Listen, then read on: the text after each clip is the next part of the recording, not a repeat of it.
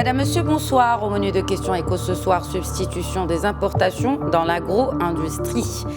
La substitution à l'importation permet au pays qui y recourt de produire lui-même ce qu'il importe.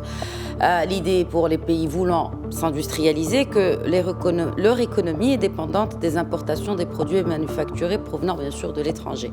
Il leur faut donc substituer à ces importations une production locale nationale. En septembre dernier, une banque de projets est lancée par Moulay Hafid Al-Alami pour substituer 34 milliards de dirhams d'importation par la production nationale, une ambition revue à la hausse depuis par notre ministre de l'Industrie, du Commerce, de l'Économie verte et numérique.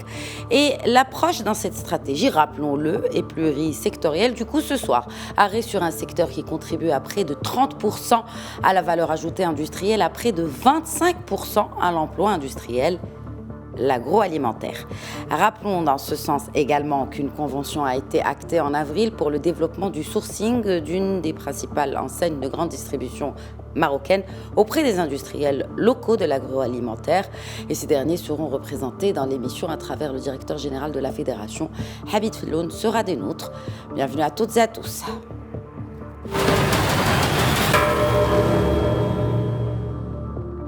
Et j'accueille justement depuis Rabat par Skype Hamid Felloun, directeur général de la Fédération nationale de l'agroalimentaire, la FENAGRI. Bonsoir Hamid Felloun et merci d'être avec nous. Bonsoir Khadija, tout le plaisir est pour moi. Avant de parler de substitution, peut-être un état des lieux de la filière. Alors une bonne année agricole, donc plus d'activité pour l'agro-industrie. Oui, si on peut dire, oui. Alhamdoulilah, cette année, les conditions climatiques ont été très favorables, ce qui augure d'une campagne agricole excellente. Donc oui, on aura donc une abondance en termes de production agricole, donc une abondance en termes de quantité bien évidemment et en termes de qualité. Donc oui.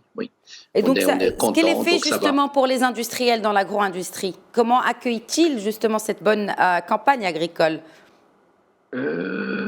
Tout d'abord, cette campagne agricole donc, va bien évidemment, c'est-à-dire vraiment dynamiser tout ce qui est emploi, tout ce qui est activité au niveau de notre monde rural. Ça, c'est très, très important. Par rapport à notre industrie, donc, pour les filières qui sont liées à l'amont agricole, bien sûr, donc, quand les conditions climatiques sont favorables, donc une bonne campagne agricole, donc on aura donc nos industriels donc auront droit à une production abondante à des prix abordables. Mais cela, sincèrement, cela n'empêche pas de souligner de préciser une chose très importante, c'est cette adéquation ou bien cette conformité, si j'ose dire, pas conformité, mais cette adéquation vraiment entre le besoin de l'industriel et notre production agricole actuelle. Donc, c'est-à-dire il y a un petit décalage, c'est-à-dire notre production agricole, c'est une production surtout, c'est une production de frais, donc, mais on n'a pas, c'est-à-dire vraiment notre production on peut dire qu'il n'est pas trop, n'est pas destiné à. Je ne voudrais pas être vraiment sévère, mais notre production agricole n'est pas une production industrialisable. Donc, c'est-à-dire que ce que vous dites, c'est que l'orange produite au Maroc ou encore la tomate, pour ne citer que ces deux matières qui constituent des matières premières pour des produits à haute valeur ajoutée, elles ne sont pas produites de telle manière à ce qu'elles répondent à un besoin industriel. Tout à fait. Vous avez cité deux bons exemples, à savoir la tomate et les agrumes. Donc, ce sont deux filières plutôt destinées aux frais, au marché de frais, que destinées à l'outil industriel. Donc, c'est une question de variété, c'est une question de nature de production qui devrait répondre aux besoins de l'industriel. Voilà. Donc, Du coup, est-ce que vous, industriels, en tant que professionnels du secteur de l'agro-industrie, avez d'ores et déjà exprimé justement ces besoins-là pour développer cette industrie qui est, encore une fois, je le répète, peut-être, mais c'est important de le faire à haute valeur ajoutée au lieu d'importer de la matière première de pays qui produisent justement de la matière première pour ces jus, par exemple, ou autres dérivés de ces fruits et légumes, eh ben, on pourrait les produire ici. Mais est-ce que la demande a déjà été faite au département concerné? Bien entendu, donc le secteur dispose de son contrat programme, donc c'est une vraie feuille de route qui représente la déclinaison entre la stratégie agricole Plan Maroc Vert, qui s'est achevé en 2020, et le plan d'accélération industrielle, donc qui s'est achevé en 2020. Donc c'est un contrat programme qui s'étale entre 2017 et 2021, donc on a encore cette année-là. Et parmi les axes, c'est un petit peu ça, c'est vraiment de converger entre types de production agricole et besoins industriels. D'ailleurs, le modèle d'agrégation qui a été ramené par le plan Maroc Vert et qui a fait vraiment qui était vraiment un cheval c'est vraiment un levier d'intégration entre l'amont et l'aval. C'était un très très bon modèle, l'agrégation. Donc, quand on parle d'agrégation, c'est-à-dire il y a plusieurs types d'agrégation, bien évidemment, mais si on peut simplifier, c'est vraiment lier tous les chaînes de valeur de la filière amont-aval. Donc, vraiment, on produit ce que l'industriel aurait besoin. Donc, ce modèle-là, il va être consolidé, il va être développé bien évidemment dans le cadre de la génération Green 2020-2030. On l'espère bien. Très bien. Alors, toujours dans le cadre de cet état des lieux de la filière, on sait que la crise Covid-19 est également passée par là. Alors, sur les 2000 entreprises que compte le secteur, combien ont réellement souffert, Hamid Felloun? Et quels sont surtout les secteurs qui ont le plus souffert, bien sûr, des impacts directs, mais aussi indirects de cette crise Covid-19 qui dure depuis un peu plus d'1 an? Effectivement, donc notre secteur, il a été également impacté par la Covid. Et vu que notre secteur, bien évidemment, il est, comme nous le savons tous, c'est un secteur très diversifié, l'impact il était différent. Il était différemment ressenti d'un sous-secteur à l'autre. La fédération, dans notre fédération, la Finagri, il a réalisé en partenariat avec les associations sectorielles du secteur un plan de relance en juin 2020, également une étude approfondie en partenariat avec le ministère de l'Industrie et l'ONU là-bas en octobre 2020, qui nous ont un petit peu donné une idée claire sur l'impact. Donc, au début de la crise, on a estimé un impact de 30% en moyenne en termes de chute de chiffre d'affaires et en termes de chute d'emploi. Bien évidemment, ce taux peut augmenter jusqu'à 70% pour certaines filières, telles que le fromage, telles que les boissons, telles que les biscuits, chocolaterie, confiserie. Donc, ce sont des filières, des secteurs agro-industriels qui sont plutôt directement liés à la restauration, au secteur de restauration, au secteur de l'hôtellerie, les écoles, etc. Et ces activités-là ont été sévèrement impactées par la Covid, donc moins d'offres, moins de demandes plutôt. Donc voilà, il a impacté également l'offre agroalimentaire. Très bien. Et depuis, est-ce que les choses se sont améliorées? Est-ce qu'on table aussi sur une meilleure amélioration d'ici l'été, avec bien sûr l'allègement des restrictions sanitaires? Oui, bien sûr, il y a une petite reprise, sincèrement, il faut le dire. Donc, il y a une petite reprise, c'est-à-dire on n'est pas vraiment à la normale, ça c'est sûr. Oh, Mais voilà, donc la Covid est toujours avec nous malheureusement. Mais avec l'opération, on l'espère bien, avec l'opération de vaccination lancée donc par notre pays précocement, et on espère bien que vraiment il y a ce cycle-là demande-offre vraiment se catalyse, se redynamise de nouveau pour que vraiment l'entreprise agro-industrielle crée de la richesse et continue à maintenir de l'emploi et également créer de nouveaux emplois. Très bien. Je rappelle encore une fois que justement le secteur emploie le quart de l'emploi industriel. C'est bien de le rappeler. Alors, je voudrais à présent revenir avec vous sur un autre élément. Outre que la crise, qui peut être même un effet collatéral de la crise, il s'agit de la flambée des prix des matières premières et aussi des prix pour le fret maritime, n'est-ce pas? Quel est l'impact sur les intrants utilisés par vous en tant qu'agro-industrie? Effectivement, donc depuis un petit peu ces derniers mois, on a ressenti qu'il y a une petite reprise de l'économie mondiale. Et cette reprise de l'économie mondiale, elle a engendré une forte demande sur les matières premières. Donc il y avait une course vraiment infernale par rapport à l'approvisionnement de ces matières premières. Donc cet engouement, c'est normal d'engendrer une flambée des prix de ces matières premières qui sont utilisées par nos industriels. Pratiquement toutes les matières premières, hein, le sucre, les huiles de palme utilisées dans les huiles de table, le maïs, les aliments également pour élevage, le maïs, l'orge. Bien sûr, le fret également, bien sûr. Donc, tout ça, bien sûr, l'industriel a un petit peu supporté au début. Mais après, donc c'est une entreprise privée, donc il a des charges derrière, il y a des emplois, donc pour les maintenir, donc certains secteurs, ils ont un petit peu répercuté cette hausse de matières premières, c'est normal sur les prix de vente aux consommateurs. Malheureusement, c'était vraiment inéluctable.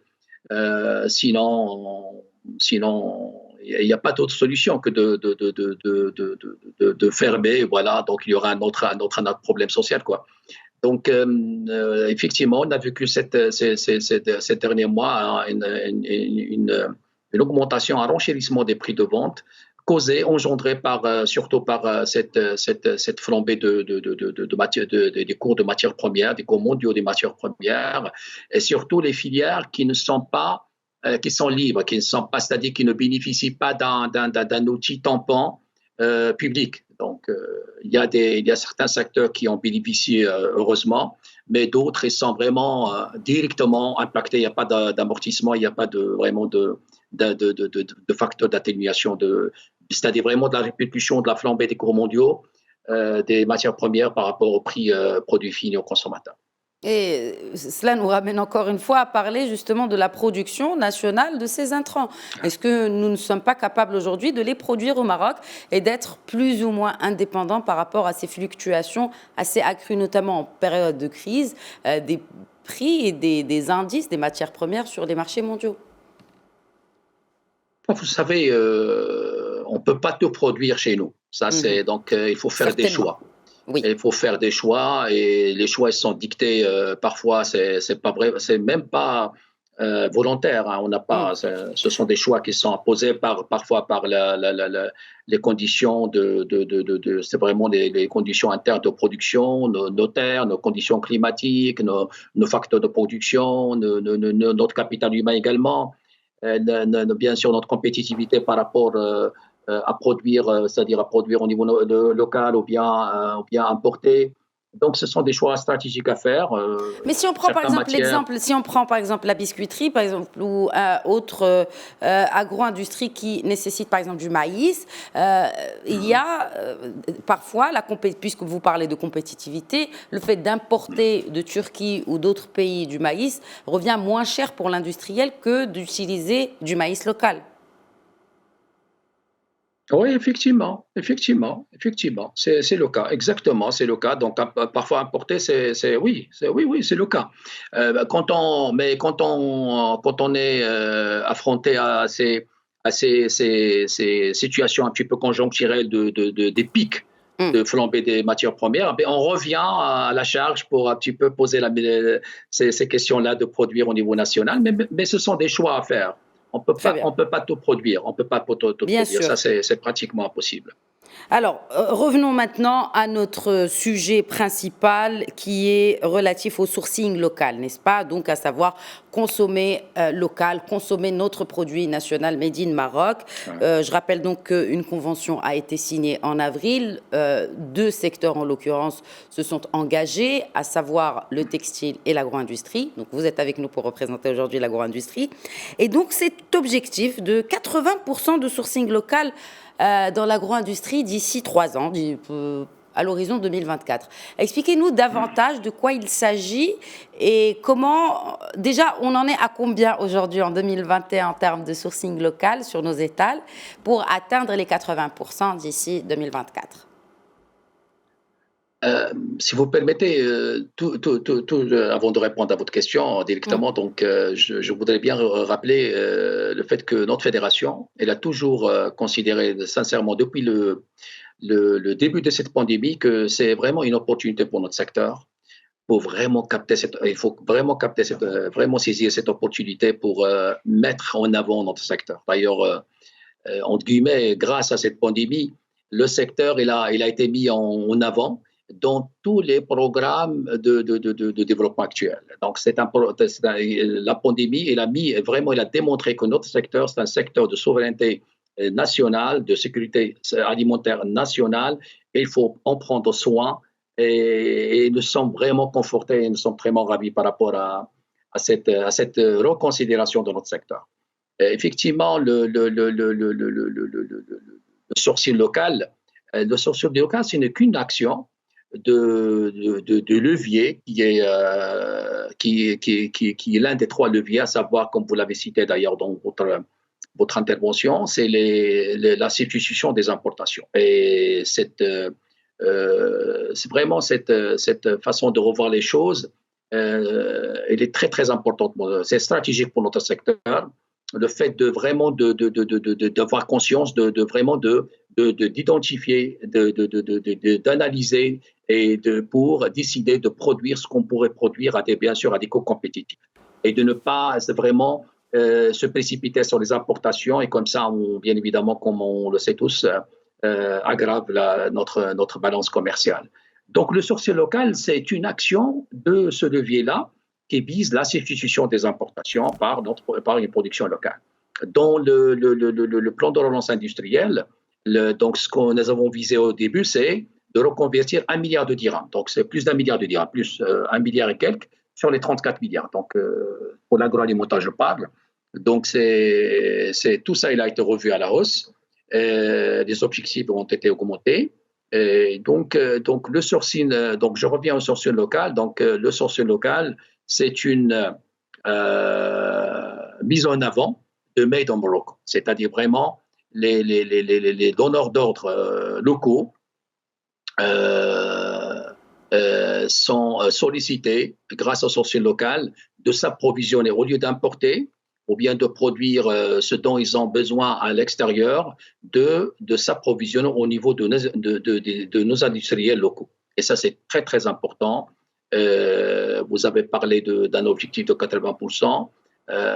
Actuellement mais 80%, 65, on est à 65% actuellement. On juge qu'on est à 65%. Mais c'est un chiffre qui concerne donc une GMS, l'une des grandes surfaces. Très bien. Pas vraiment Alors, voilà. Je voudrais parler du rôle justement de votre fédération pour marketer ces produits auprès notamment des distributeurs et aussi auprès des industriels pour qu'ils n'exportent pas. Surtout que le Maroc, on le sait, bien, nous avons plusieurs accords de libre-échange, une 50aine quand même. Ouais. Est-ce que vous ne pensez pas que... Alors justement, c'est votre rôle en tant que fédération aujourd'hui d'atteindre cet objectif de 80%. Comment? Effectivement, donc la convention qu'on a signée donc début avril passé, donc il y a bien sûr trois signataires, donc le ministère de l'Industrie, donc la GMS et notre fédération. Donc le rôle de la fédération de tout ça, c'est d'identifier les opérateurs industriels qui seront intéressés par l'offre de l'acheteur, donc de l'acheteur, et assurer un suivi. Donc c'est un travail de porte-à-porte, c'est un travail de démarchage que nous sommes en train de mener auprès des opérateurs pour les identifier, également pour les mettre autour d'une table, autour d'un cahier de charge qui sera validé, entériné d'un commun accord. Donc l'idée, c'est un petit peu ça. Donc, parce que de par ses missions, notre fédération, comme d'autres fédérations, c'est la mise en relation. C'est la mise en relation, c'est le développement de ces rencontres, la B2B, B2C. Donc, c'est le rôle principal parmi les engagements, c'est un petit peu ça. C'est d'identifier les opérateurs qui sont intéressés par ce sourcing local avec les donneurs d'ordre concernés. Très bien. Bon, alors parmi les doléances et les recommandations de votre fédération, notamment pour peut-être venir à bout des impacts de la crise Covid-19, il y a cette demande qui a été formulée par rapport à la réduction de la TVA, n'est-ce pas? Et donc, pour que les industriels s'engagent à ne pas répercuter une hausse des prix ou en tout cas à baisser le prix pour le consommateur final. Où en est cette réclamation, Hamid Falloun? Effectivement, donc nous avons, parmi les propositions que nous avons, c'est-à-dire mis sur la table, c'était un petit peu l'amélioration de l'environnement fiscal de notre secteur. Il y avait la TVA, il y avait également la TIC. Donc, mais malheureusement, ils n'ont pas été considérés, donc ils n'ont pas été retenus ni dans la loi de finances rectificative 2021, ni dans 2020, pardon, 2020, voilà, ni dans la loi de finances 2021. Vous savez, même, je vais prendre un petit peu la défense de l'État, un petit peu. C'est une situation un petit peu difficile pour tout le monde. Donc, même l'État. Vous savez, la TVA, c'est parmi également les ressources, les sources financières les plus importantes de l'État. Donc, avec un petit peu avec les conditions que nous vivons actuellement, c'est très difficile de faire que cette mesure-là soit audible auprès des décideurs. Mais le plus important pour nous, je reviens au sourcing, parce que le sourcing, c'est comme je viens de le dire, c'est l'une des actions également de permettre une augmentation de l'offre. C'est-à-dire que l'entreprise, une fois qu'il a identifié, qu'une fois qu'il intègre un petit peu ce modèle-là de sourcing, ça va lui permettre d'utiliser davantage sa capacité de production. Donc, plus de production, donc plus compétitive, et donc, c'est-à-dire mettre en vente des produits également à des prix compétitifs. C'est un petit peu ce sera un catalyseur pour permettre aux entreprises d'utiliser, parce qu'il y a pas mal d'entreprises, actuellement, ils tournent en sous-capacité, parce qu'il n'y a pas de demande. Et ce sourcing-là, c'est parmi les actions qui va booster un petit peu l'utilisation de cette capacité, donc plus de création de richesse. Est-ce que ça va booster justement, et ça va peut-être aussi, il y a eu une baisse des exportations ou pas, et si oui, est-ce que ce sourcing pourrait amortir l'impact de la baisse des exportations des produits agroalimentaires? Les exportations ou les importations? Exportations. Le sourcing devrait peut-être amortir cette baisse des exportations? Non. Non. Très bien. Parce que vraiment l'impact est plus important que ça. Le sourcing va contribuer vraiment à cette reprise, mais pas pour combler un petit peu le gap en termes d'exportation des produits agroalimentaires. Non. On termine avec vous et on est orienté à venir en parlant de ce sourcing. Quelles sont les opportunités d'investissement aujourd'hui et comment impliquer davantage les industriels à miser sur l'agro-industrie? Vous savez, nous, notre challenge, c'est un petit peu le secteur de l'automobile. Le secteur de l'automobile, il est pris comme exemple pour nous au sein de la fédération. Donc, oui, parce que le secteur de l'automobile, on considère que c'est un secteur compétitif, c'est un secteur qui a abouti à la mise en place des écosystèmes compétitifs. Et c'est ça l'objectif de la banque de projets de substitution des importations, c'est de mettre en place vraiment des écosystèmes agro-industriels compétitifs avec tout au long de la chaîne de valeur. Le problème, c'est qu'il y a beaucoup de déperditions. Il y a assez de déperditions de plus-value tout au long de la chaîne de valeur. Sur le plan logistique, sur le plan humain, sur le plan énergie, sur le plan digitalisation, et sur le plan, bien sûr, approvisionnement matières premières, tout ça. Donc, mettre en place des écosystèmes agro-industriels compétitifs, intégrés, c'est ça l'avenir de notre agroalimentaire. Très bien, merci. Merci beaucoup Hamid Felloun, DG de la Finagri. Merci d'avoir répondu à nos questions ce soir. Merci à vous. Merci à vous. Au revoir. Voilà, c'est la fin de Questions Éco. Très bonne soirée à toutes et à tous.